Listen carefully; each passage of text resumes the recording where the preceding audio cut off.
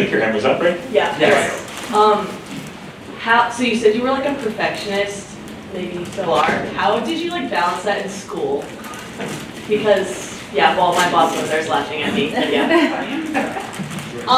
Yeah, I wouldn't say that extended to every aspect of school. There was a professor who taught history of baseball back in the day, and I never took it. But he was such a curmudgeon-y old man. And I had an 8 a.m. class Monday, Wednesday, Friday, and I never went. But I was like, but I did all the work. I just never went to class. And so at the end of the semester, I was like, I did all the work. Like, what am I gonna get? Like a C? He gave me a D-. He was like, no, you never came to class. Like, you are not getting a passing grade. I'm trying to remember that gentleman's name. In any case, I didn't have that in school. It was more of like,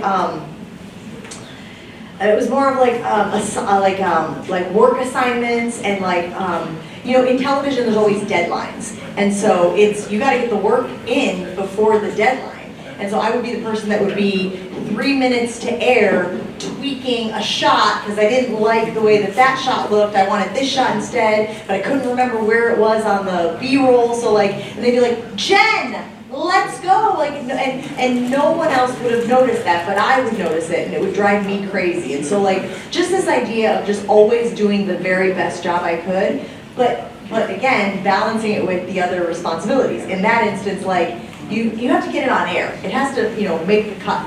And so, what you had was good enough to get it on television on time. So it was kind of always balancing that, like, you know, how can I do better, but also within the time constraints provided? I love it. Over here. Yeah, kind of just, sorry. Bouncing off of her question, I would ask, out of your like Marquette experience, besides like all the internships and opportunities that you took, what did you take away from your Marquette education specifically that helped you? So I think one of the very best things, first of all, we had such passionate professors. We had people who had worked in the industry, people who knew the grind and the demands, but also the challenges of having success in broadcasting, so that was super helpful.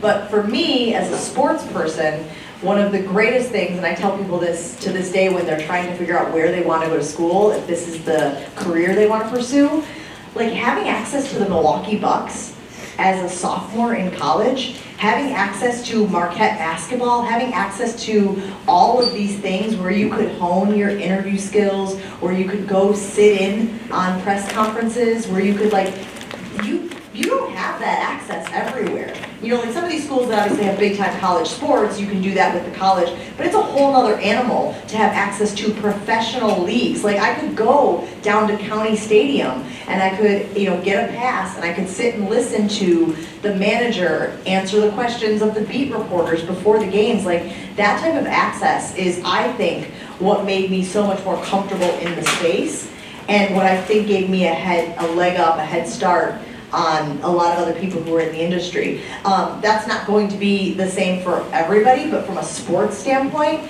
the size of this market and having so many professional sports was a game changer. Are you interested in sports? Is that a thing, or is it broadcasting generally? Or not? Not. So I think that's the thing, is like trying to take advantage of the city. And like Milwaukee is a big city, but it's a small town. And everybody knows everybody. We call it small walkie. And so who do you know that knows somebody who does the job that you want to do? And my guess is if you ask them, they would be willing for you to come shadow them for a week if you wanted to, right? Like not an hour, but like a week. What does a week at your job look like? I bet that's something that you could do, and that's an advantage of being at Marquette and in this city. You guys think I'm right about that? 100%. Oh, yeah, totally. Yeah, if you ask, you know, you'll get in this city Everything for that sure. I've gotten from has definitely been a product of networking in Yeah. some capacity. For And sure. there's 1 degree of separation between like Marquette and the rest of the city. I mean, so, yeah. Daxel just said he was at the same party I was at where my husband was like pursuing me. He was like, I remember Dario, he was trying to get your number. Oh my gosh. You know, and That's that was, great. you know, 15 years ago Yeah, now, so yeah. small walkie. People don't forget, yeah. Up here? So I would say from like a sports storytelling perspective, like what's the most thing that you're proud of in like your reporting and stuff like that? The story that I'm most proud of? Yes.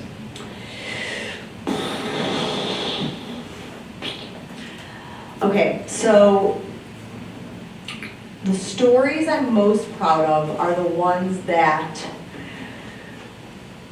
shine a light on an inequity or make a situation better for the next person that might encounter that.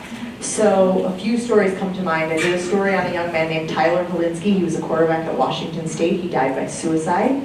His younger brother was a quarterback at Northwestern. When they did the autopsy on Tyler, they found out he had CTE.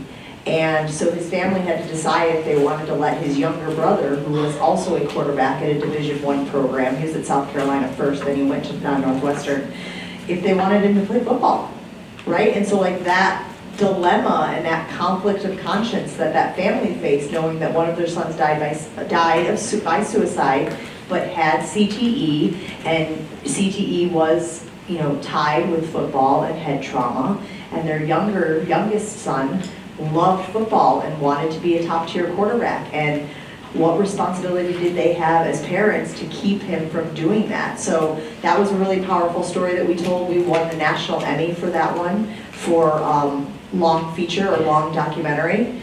That was in 2020. I did a feature on a kid from Kentucky who was at soccer practice and had suffered cardiac arrest and died because no one went and got a defibrillator and used it on him. There were 5 defibrillators within 100 yards from where he collapsed. So the education from that story was, hey, do you know where the defibrillators are? Would you know how to use one if someone collapsed in your presence, whether it's at a sporting event or whether it's in the classroom? That was super important. But the stories I'm most proud of oftentimes deal with loss and tragedy, and what can we learn from those tragedies to maybe keep them from happening to another family somewhere else. That's awesome. Yep. Thank you.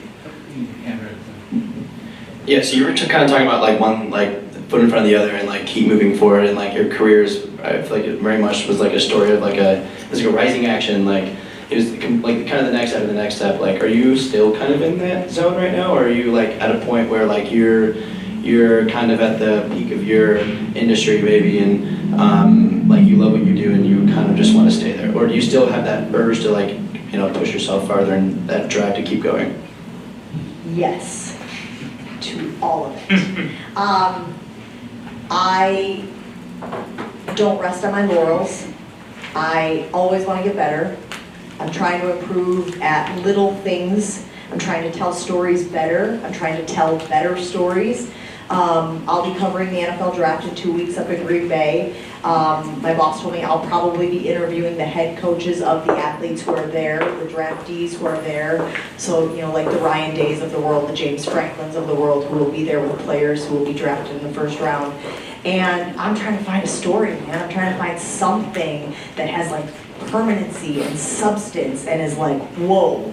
Like, yeah, Jen interviewed Ryan Day and James Franklin, but did you see that story that she did? And so like, for the past few weeks, I've just been like spinning my wheels and trying to make end roads and excavating stories. And you know, I can bore you with the minutia of that process some other time, but it is exhaustive. So yes, I am at a really good place in my career, but I never want to feel like I can't do something else. I exist in season versus off season. It's a lot like a teacher who exists in the school year and then the summer. Mine is like a 6 month. So 6 months I'm in college football season and I'm like grinding and going and like barely coming up for air. And then in the other 6 months of the year, I've got a lot more freedom and flexibility to talk to rooms of people like this. You don't ask me to do this from August to January, because you know. She did say no, yes. It's a hard no. But so this time of year, it's like, okay, the season is in the books. We did all that stuff. It was great. It was wonderful. What can we do now to help future Jen, season Jen, either get a leg up or excavate a story now that I can tell in the fall, or how can I be a better radio broadcaster now, this time of year when I have the time to devote to getting better. So it's all of that. Like, I'm always trying to figure out ways to contribute, ways to, the crazy thing about our industry is it's very out of sight, out of mind. So if you're not constantly reminding your bosses of your value, they'll forget. And then I'll come up for contract in 2 years and they'll be like, what did she do other than college game day last year? And so I have to be very conscious of like, oh, I did this documentary, oh, I did Around the Horn this many times, I did this, and so I have that proof of value for the network. And I'm okay with that. I'm fine with it. I'm not one of these people that's like, don't you know who I am? Don't you know what I've done? Like, I'm fine continuing to grow and contribute. No issues. I love it. Never stop growing, never stop going. Absolutely. Sorry. Like you said, this kind of field can be like exhaustive, it's like always going, always working hard. Just what would you kind of say your why is? Like what kind of keeps you going and keeps your motor going when, you get burnt out in this kind of field pretty easily, it feels like. Yeah, we should have asked that one during the. That's a good question. You should be up here. Damn. We always say that. There's better questions than that.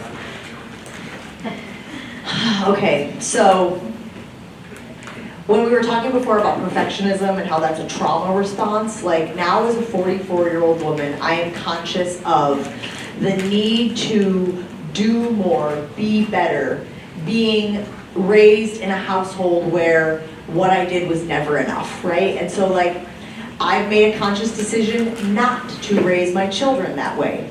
I don't know what the flip side of that will be, but I'm hopeful that it's a healthier approach towards life than I feel like I was sort of thrust into. This idea of you're only as good as your last performance. You're only as good as your last day. You're only as good as, my sister and I joke to this day about how my dad would wake up on Saturday mornings and he'd be vacuuming the house at 7 a.m. and we'd be like, what the hell, man? Like, can we just sleep in? But he had been raised to believe that rest was laziness and that if you weren't productive, you weren't valuable. And so he sort of put that on us. And so this is a long-winded way of saying, like, I'm still working through it. Like, I recognize that my trauma response has contributed to my success. But I also recognize that there is an underbelly, like an ugly underbelly to that as well, that hasn't always benefited me. And so it's figuring out how to like take the good of that, but also marry it with the healthy, when we were talking about the rest and the recovery and the, one of the best things I've learned going to therapy is you don't have to earn rest, you just need rest, and that applies to everyone. So I would like to tell everybody like, oh man, you should be raised in a household where you don't feel like you're valuable unless you are doing something, but that's not, I don't want anybody to experience that. So my why is my family, my kids.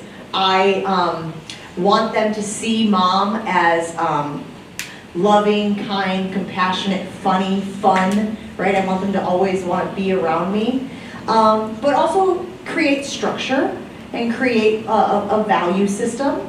But I also want them to see me fulfilled, and my job is very fulfilling to me, and I'm a better mom, spouse, friend, all of that when I'm fulfilled. So I do these things because they genuinely make me happy, but I also know that I am setting this example for my kids of like a fulfilled working mom who hopefully, 20 years from now, they won't be speaking to a class going, man, my mom sucked, but she made me really good at this profession. You know what I mean? So it's a balancing act. And again, we were talking about therapy. I can't say enough about it. I call it untying the knots. We all are raised in households and we get knots kind of tied into us by no fault of our own, just a product of our environment. And, therapy for me has been untying some of those knots and like feeling unburdened from some of the, things that, I experienced as a kid. Very deep stuff. I love it. Well, I think that may be a wrap up. I think so, yeah. Give it up one more time. Thank you guys. for Jen.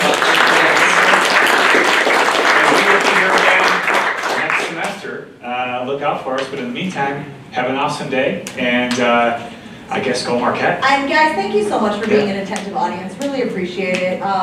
You know, I don't think I did this very often when I was a student, as far as like had the opportunity to go and like listen to people who have been in the space, who could tell you, you know, like, so what I always tell students that I'm speaking to is, if you have any questions, if you come across a situation and you're like, man, I could really use some guidance in this situation, in this space, just reach out. Like most people in my industry, most people, you know, especially if you have the Marquette connection, we're happy to share our expertise. We're happy to share the roadmaps that worked for us, where the trap doors are, where the landmines are. You know, don't go to San Diego for a job, for instance.